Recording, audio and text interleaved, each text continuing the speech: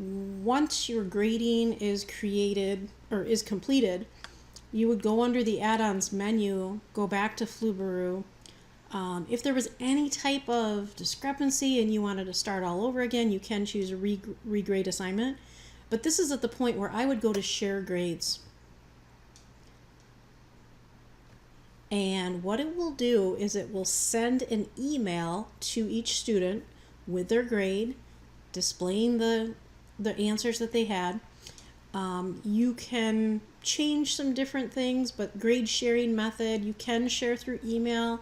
There is an option where you can share through Google Drive. Include list of questions and scores. You can uncheck that if you want to, but that is the default answer. If you chose to include an answer key, you could check that box as well. And then if you had a message to your students that you wanted to include, you could do that also. And then when you're done, you would click continue. And once it's complete, you will get a confirmation message that will tell you how many scores were shared successfully.